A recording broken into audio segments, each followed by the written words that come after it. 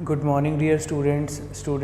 In today's class we discuss our next history topic, caste movement and organizations. Students, बहुत ज़्यादा important topic है ये caste movement जो topic है basically modern history का ही एक part है और modern era के time पे जब हमारे देश में education development हो रही थी तो students उस time पे caste movements भी अपने level पे अपने अधिकारों के लिए, अपने राइट्स के लिए फ़ाइट लड़ रहे थे। ये जो कास्ट मूवमेंट है बेसिकली इसमें आप ये कह सकते हो कि जो लोअर कास्ट के लोग थे, जो दलित लोग थे समाज में, सोसाइटी में, जिनके साथ बहुत ज़्यादा डिस्क्रिमिनेशन हुआ था, बहुत ज़्यादा भेदभाव हो रहा था उस टाइम पे। लाइक उनको स्कूल्स में एंट्री नहीं थी, टेम्पल्स में एंट्री बैन थी और आप ये कह सकते हो कि समाज का, सोसाइटी का एक अलग से कटा हुआ सेक्शन जो था उनकी कोई डेवलपमेंट की सोच ही नहीं रहा था, कोई डेवलपमेंट की बात ही नहीं करता था। तो स्टूडेंट्स इस तरीके से आप ये कह सकते हो कि मॉडर्न हिस्ट्री के एरा में उस टाइम पर कुछ ऐसे सोशल रिफॉर्मर्स हुए हैं, कुछ ऐसे समाज सुधारक हुए हैं, ठीक है। तो उनके बारे में आज हम डिस्कस करेंगे डिटेल में। तो बहुत इम्पॉर्टेंट टॉपिक है और मैं आपको सारे कास्ट रिफॉर्मर्स करवा दूँगा जो एग्ज़ाम में बहुत बार क्वेश्चन पूछे जाते हैं। चलिए स्टूडेंट शुरू करते हैं। So first point is Satyashodhak Samaj.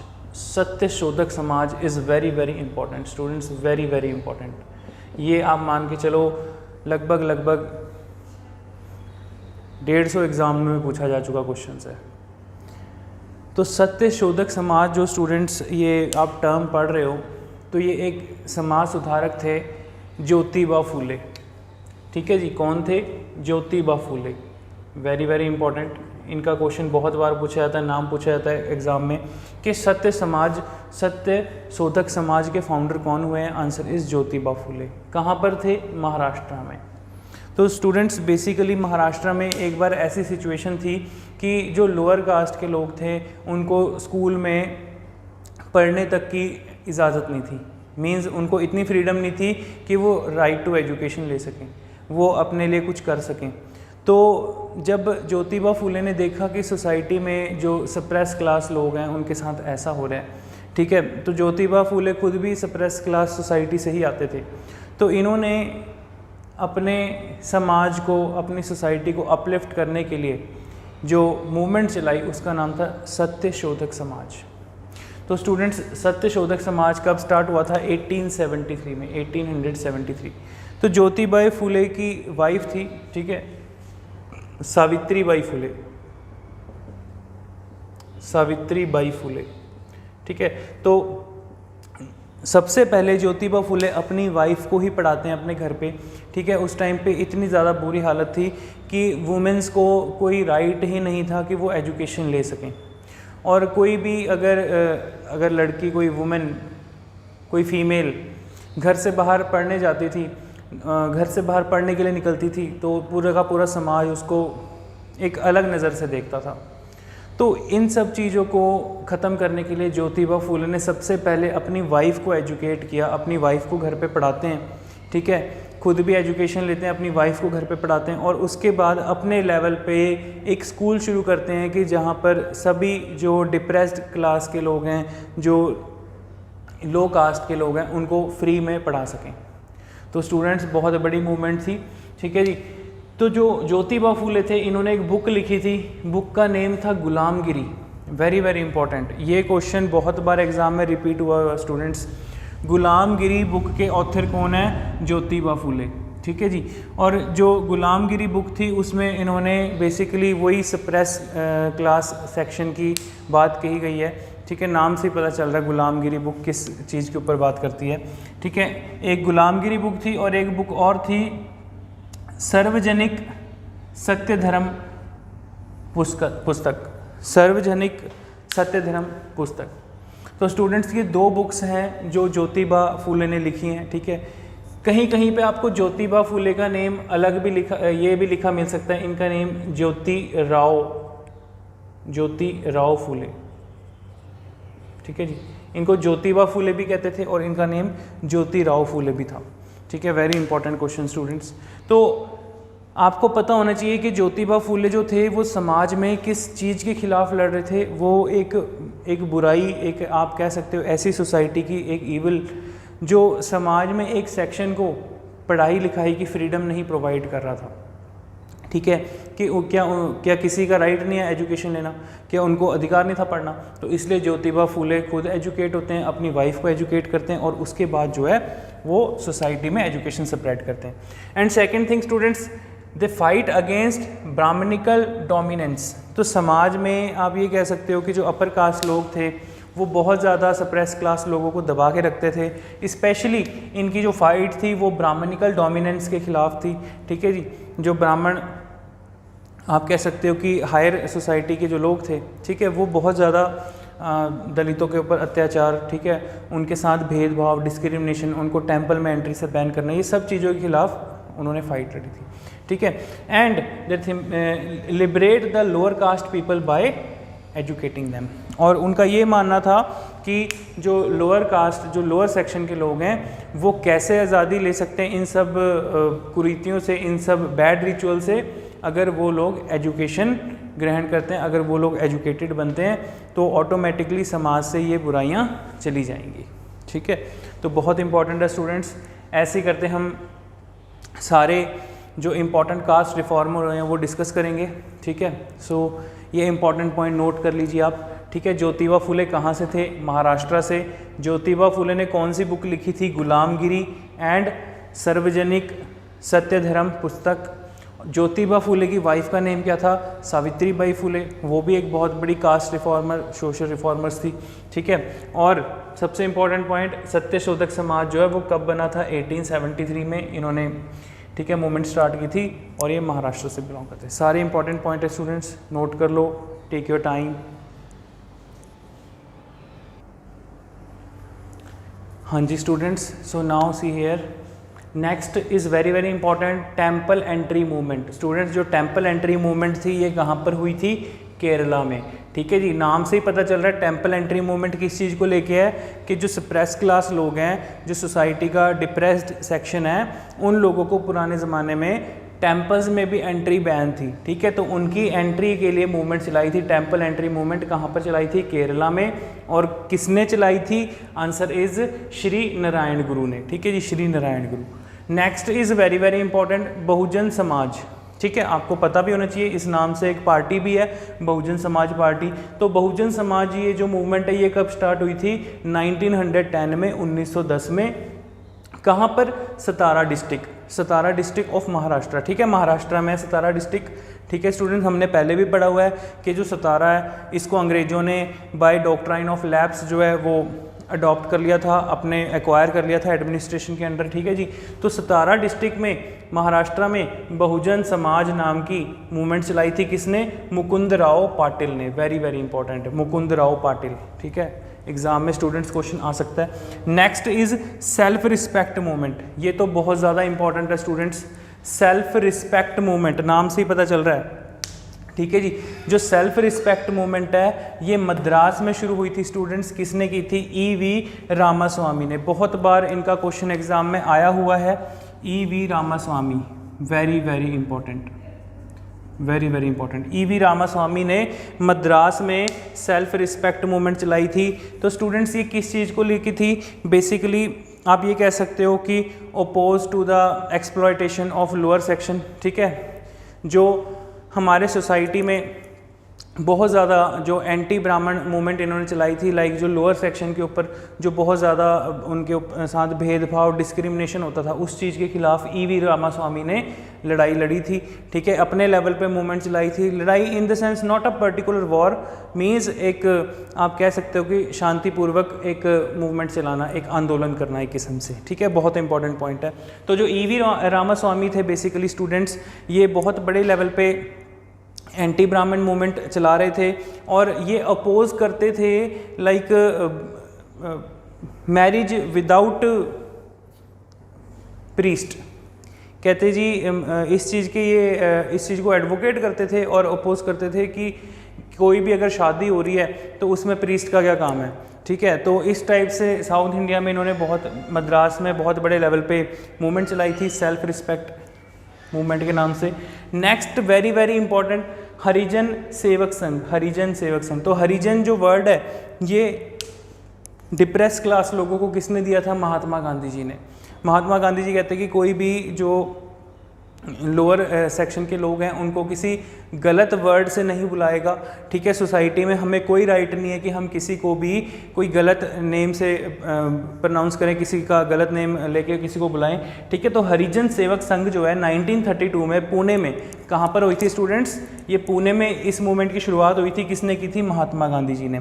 तो महात्मा गांधी जी ने भी अपने लेवल पे इस टाइप की मूवमेंट शुरू की थी कि जहाँ पर जो डिप्रेस सेक्शन लोग हैं उनको जो है एक इक्वालिटी प्रोवाइड कराई जा सके, एक समानता का अधिकार मिल सके। तो गांधी जी सख्त खिलाफ थे like untouchability, discrimination and inequality के। तो पुराने ज़माने में क्या होता था कि जैसे लोअर सेक्शन के लोगों को टेंपल एंट्री बैन तो थी, प्लस वो आपके विलेज से जो है पानी भी नहीं भर के ले जा सकते, या आपके घर के बाहर से आपके विलेज के सामने से भी नहीं जा सकते थे। तो ऐसी कुछ बैड रिचुअल्स थी जिनके खिलाफ की इस टाइप के मूवमेंट्स चलाए गए थे, ठीक है। तो स्टूडेंट्स आई होप आपको ये क्लियर हो गए होंगे।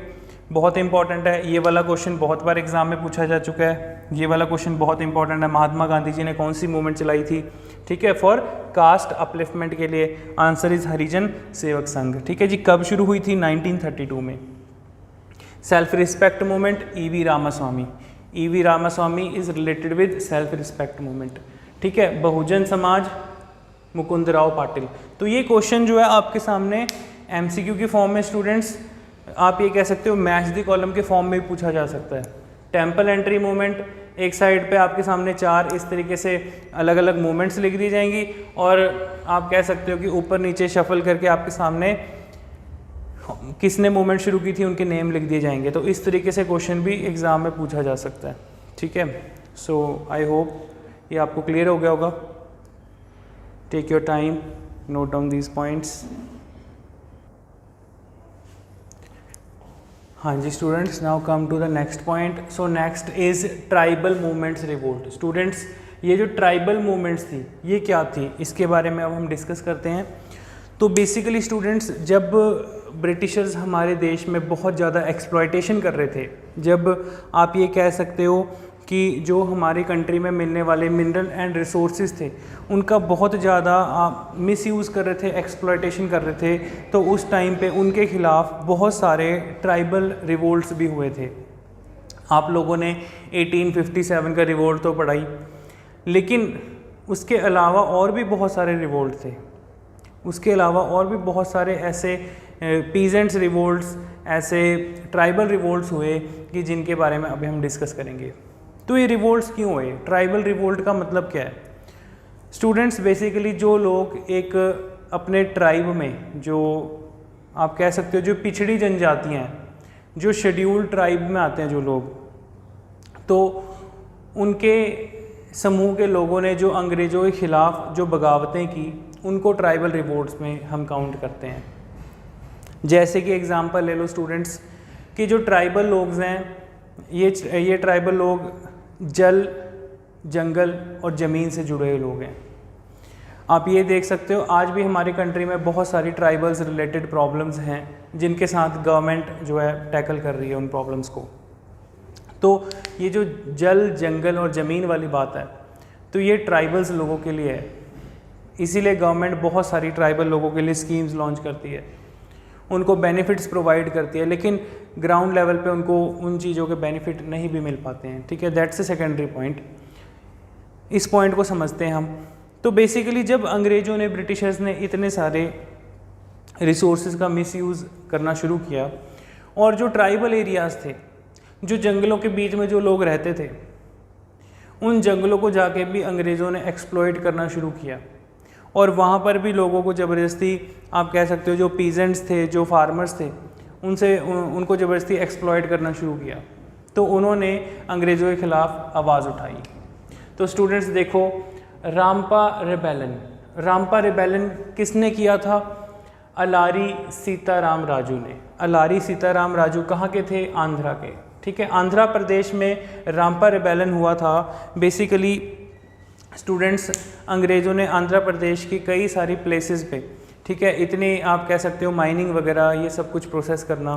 तो वहाँ पर लोगों ने इस चीज़ का जब विरोध किया तो उनमें से जो मेन पर्सन था वो था अलारी सीताराम राजू, ठीक है जी। तो इन्होंने रामपा रिबेलियन की शुरुआत की थी, वेरी वेरी इंपॉर्टेंट।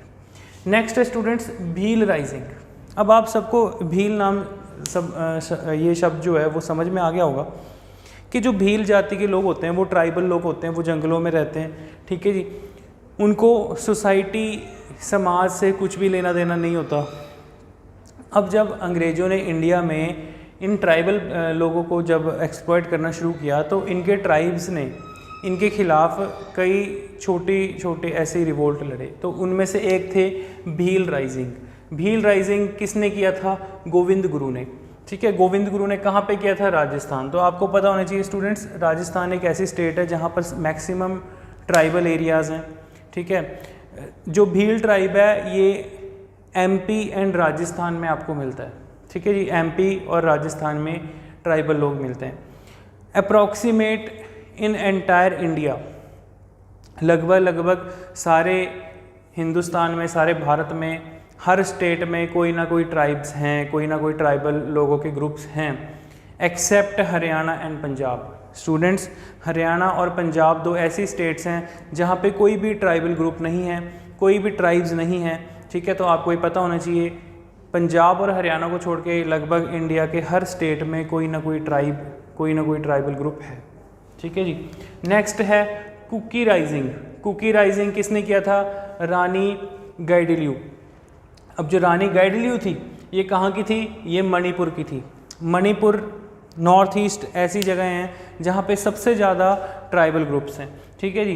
तो इन्होंने अंग्रेज़ों के ख़िलाफ़ जो है आप ये कह सकते हो कि इस ट्राइब ने लड़ाई लड़ी, ठीक है। क्या नाम था उस मूवमेंट का? कुकी राइजिंग। किसने की थी? रानी गाइडिन्यू ने, very very important. Next is Kol uprising. Kol uprising किसने किया था? बुद्धा भगत ने। बुद्धा भगत कहाँ के थे? रांची के, ठीक है जी। अब देखो बेसिकली रांची में, बिहार वाले रीजन में आप देखते हो कि बहुत सारे मिनरल रिसोर्सेज मिलते हैं, ठीक है। आयरन मिलता है, कोल मिलता है, ठीक है, और बहुत सारे आप ये कह सकते हो बॉक्साइट मिलता है, ठीक है। तो इस टाइप के मिनरल रिसोर्सेज मिलते हैं जिनको अंग्रेज़ एक्सप्लॉइट करना चाहते थे, ठीक है। बहुत बड़े लेवल पे अवैध खनन कर रहे थे, ठीक है। अब इतने बड़े लेवल पे जब ट्राइबल लोग जिस एरिया में रह रहे हैं, एग्जांपल समझो स्टूडेंट्स, अब ट्राइबल लोग जिस एरिया में रह रहे हैं उस एरिया में उन लोगों के घर उजाड़ के वहाँ पर आप एक्सप्लॉइट कर रहे हो, लैंड में से माइनिंग कर रहे हो, चीज़ों को निकाल रहे हो।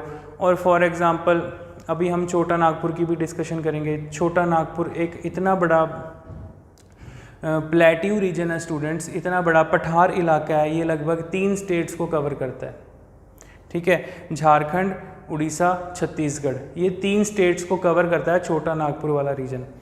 अब यहाँ पर जो ट्राइबल लोग हैं वो लोग नेचर वर्शिप करते हैं आज भी। वो लोग जंगलों को, पेड़ों को और पहाड़ों को पूजा करते हैं, ठीक है जी। तो जो लोग पहाड़ों को पूज रहे हैं, जो लोग जंगलों को पूज रहे हैं, ठीक है, उनकी वर्शिप कर रहे हैं। तो जब ब्रिटिशर्स ने वहाँ पर जाके माइनिंग शुरू की, वहाँ पर पेड़ों को काटना शुरू किया, वहाँ पर जो बड़े बड़े आप कह सकते हो कि जो पहाड़ थे, माउंटेन्स थे, ठीक है, वो उन माउंटेन्स पे जाकर उनको वहाँ पर जाके खुदाई करनी शुरू की। तो वहाँ के लोगों के सेंटिमेंट्स हर्ट हुए, उन चीज़ों के ख़िलाफ़ इन लोगों ने लड़ाई लड़ी। तो उसको आप कह सकते हो ट्राइबल अपराइजिंग्स, ठीक है जी। तो कोल अपराइजिंग किसने किया था? बुद्धा भगत ने। बुद्धा भगत भी ट्राइबल ही थे, ठीक है जी। और कहाँ के थे? रांची के। नेक्स्ट इज़ हो राइजिंग, ठीक है। हो, अब ये सब ट्राइबल, देखो ट्राइबल वर्ड्स हैं, ठीक है, जो लोग जंगलों में जैसी बातें करते हैं। हो राइजिंग, हो राइजिंग कहाँ पर हुआ था? ये 1820, 1822 और 1832, ठीक है। कहाँ पर हुआ था? छोटा नागपुर में। तो छोटा नागपुर इतना बड़ा प्लेट्यू रीजन है जहाँ पर कि बहुत सारे ट्राइबल ग्रुप्स रहते हैं, बहुत सारे ट्राइबल ग्रुप्स। और अंग्रेज़ों ने जाकर उन ट्राइबल लोगों को भी नहीं छोड़ा, उनके प्लेसेस को जाके भी एक्सप्लॉइट किया, ठीक है जी। Next is Singpho rising. Singpho rising कब हुआ था? 1830, 1839 में। कहाँ पर हुआ था? असम में, ठीक है जी। तो इस चीज़ का हमें लाइक कोई नहीं मिलता कि इनका लीडर कौन था, ये पता चलता कि वहाँ के लोगों ने अलग अलग समय पे अंग्रेज़ों के ख़िलाफ़ जो है रिवोल्ट किया था। Next is Munda revolt, very very important. Munda revolt किसने किया था? बिरसा मुंडा ने। ये मुंडा एक ट्राइब का नेम भी है, आज भी एग्जिस्ट करता है। तो बिरसा मुंडा जो थे वो मुंडा रिवोल्ट के, मुंडा ट्राइब के हेड थे। और ये बिरसा मुंडा ने कहाँ पर किया था रिवोल्ट? छोटा नागपुर में, ठीक है जी, छोटा नागपुर प्लेट्यू। तो छोटा नागपुर बहुत बड़ा रीजन है। छोटा नागपुर कोई स्टेट नहीं है, कोई डिस्ट्रिक्ट नहीं है, ठीक है, ये आपको पता होना चाहिए स्टूडेंट्स, ये ज्योग्राफी का पार्ट है आपका। छोटा नागपुर एक बहुत बड़ा प्लेट्यू रीजन है जो लगभग 3 स्टेट्स को कवर करता है, उड़ीसा, छत्तीसगढ़ और झारखंड। और आपको ये भी पता होना चाहिए कि झारखंड, उड़ीसा, छत्तीसगढ़ ये ऐसे प्लेसेस हैं जहाँ पर ये रिच इन मिनरल रिसोर्सेज, जहाँ पर बहुत ज़्यादा मिनरल रिसोर्सेज अवेलेबल हैं, ठीक है। तो उन प्लेसेस को एक्सप्लॉयट करने के लिए अंग्रेज़ों ने बहुत ज़्यादा ट्राइबल लोगों का मिसयूज़ किया, ठीक है, लोगों को एक्सप्लॉयट किया। और फिर इन लोगों ने जो है अंग्रेज़ों के ख़िलाफ़ अपने लेवल पे अंग्रेज़ों के ख़िलाफ़ बगावत की, रिवोल्ट किए, ठीक है। तो ये सारे इंपॉर्टेंट हैं स्टूडेंट्स, ये आपको पता होने चाहिए, ठीक है। इनमें से ये बिरसा मुंडा वाला पॉइंट बहुत ज़्यादा इंपॉर्टेंट है। बिरसा मुंडा ट्राइब के हेड थे। ऐसा माना जाता था कि बिरसा मुंडा के पास कोई चमत्कारी शक्तियाँ हैं। और एक बार ऐसा हुआ था कि ब्रिटिश फोर्सेस जो हैं इनके ट्राइब में एंटर ही नहीं कर सकी। इनका जो कबीला था, इनका जो आप कह सकते हो कि जहाँ जंगल में रहते थे, इनको ढूंढ ही नहीं पाई कि बिरसा मुंडा और उनकी टीम जो है वो कहाँ पर छुपी हुई है। तो लेकिन जब कुछ महीने बाद अंग्रेज़ जो हैं बिरसा मुंडा को पकड़ते हैं, अरेस्ट करते हैं, तो उनको फांसी की सज़ा सुना दी जाती है। ऐसा क्यों हुआ? बेसिकली कोई मैजिकल पावर्स कुछ नहीं थी, जस्ट मैंने अभी आपको बताया कि छोटा नागपुर प्लेट्यू बहुत बड़ा पठार इलाका है, ठीक है, बहुत बड़े बड़े घने जंगल हैं, ठीक है। तो उन जंगलों में जो है ट्राइबल ग्रुप्स को ढूंढना इतना ईजी नहीं रहता, ठीक है जी। तो ये बेसिक आपको पता होने चाहिए। भील राइजिंग कहाँ हुआ था, किसने किया था, ठीक है जी।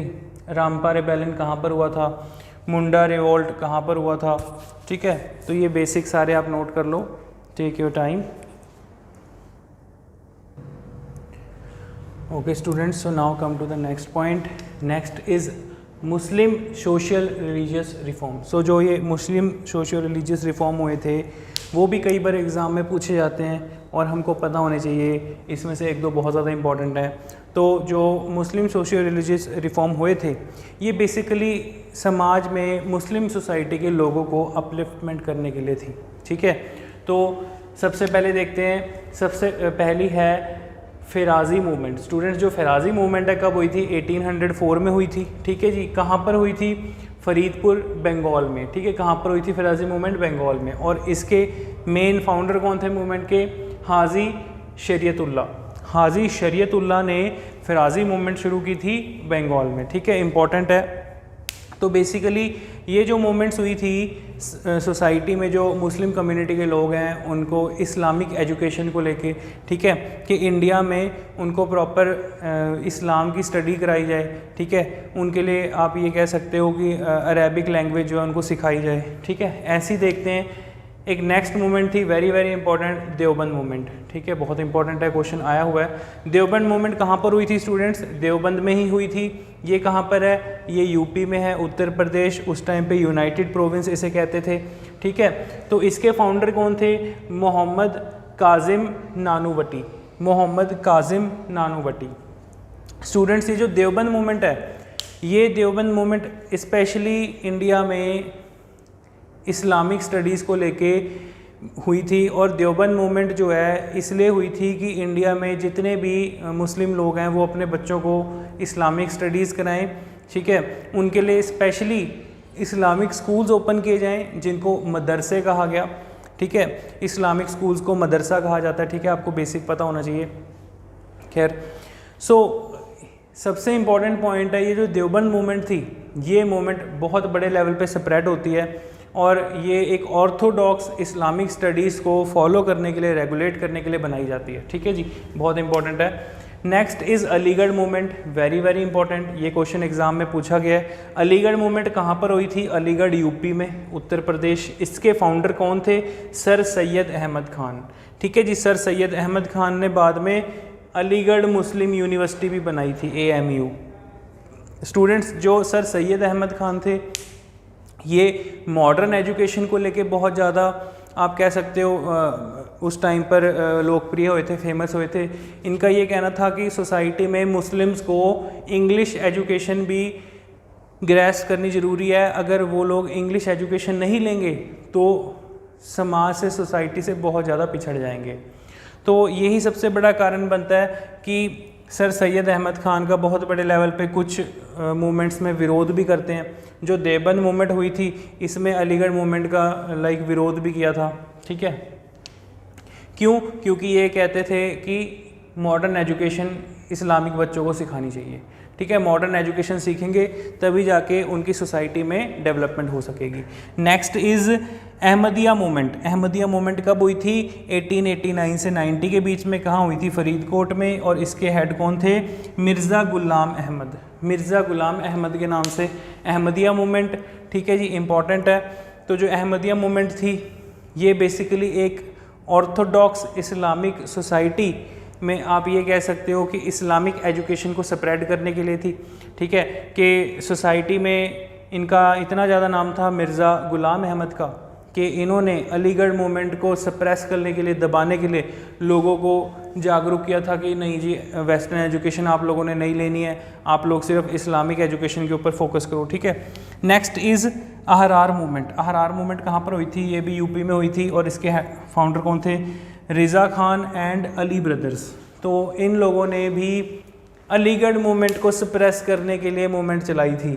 ठीक है, अब आपको समझ में आ रहा है कि अलीगढ़ मूवमेंट को सप्रेस क्यों किया जा रहा है। कहते जी अलीगढ़ मूवमेंट जो बंदा चला रहा है सर सैयद अहमद खान, ये तो फॉरेन एजुकेशन की बात कर रहा है, ये तो मॉडर्न एजुकेशन की बात कर रहा है। ऐसे कहीं हमारा कल्चर है, हमारा रिलीजन खतरे में ना पड़ जाए। ठीक है, तो इसलिए जो है हमें सिर्फ़ और सिर्फ किस पे फोकस करना चाहिए? हमें इस्लामिक स्टडीज़ के ऊपर, इस्लामिक लॉज के ऊपर फोकस करना चाहिए। ठीक है, तो इस तरीके से ये कुछ मूवमेंट्स थी मुस्लिम सोशल रिलीजियस रिफॉर्म की। ठीक है, इंपॉर्टेंट है, ये वाली बहुत इंपॉर्टेंट है। देवबंद मूवमेंट कहाँ पर हुई थी? देवबंद में। इसके फाउंडर कौन थे? Mohammad Qasim Nanautavi. And next one is Aligarh movement is very very important. कब हुई थी? एक बार तो एग्जाम में क्वेश्चन पूछा हुआ है कि किस ईयर हुई थी अलीगढ़ मूवमेंट? 1875 में, 1875 में। कहाँ पर हुई थी? अलीगढ़, उत्तर प्रदेश। और इसके फाउंडर कौन थे? Sir Syed Ahmad Khan. Very very important. ठीक है जी। सो स्टूडेंट्स, आज की क्लास में हमने सारी important movements, caste reforms, tribal revolts और सोशल रिलीजियस मूवमेंट्स डिस्कस किए हैं जो कि एग्ज़ाम में बहुत बार पूछी जाती हैं। ठीक है, तो ये ऐसा टॉपिक था स्टूडेंट्स जिसमें से आपको हमेशा कोई ना कोई क्वेश्चन देखने को मिलेगा। ठीक है जी, महात्मा गांधी जी ने कौन सी मूवमेंट की थी? ठीक है, ज्योतिबा फूले ने कौन सी की थी? तो स्टार्टिंग में हम सब ये चीज़ें पढ़ चुके हैं स्टार्टिंग से। तो अब आप इस वीडियो को बार बार देखें। ठीक है, इसकी PDF फाइल मैं आपको प्रोवाइड कर दूंगा। ठीक है, so students, now we wind up our class. Thank you.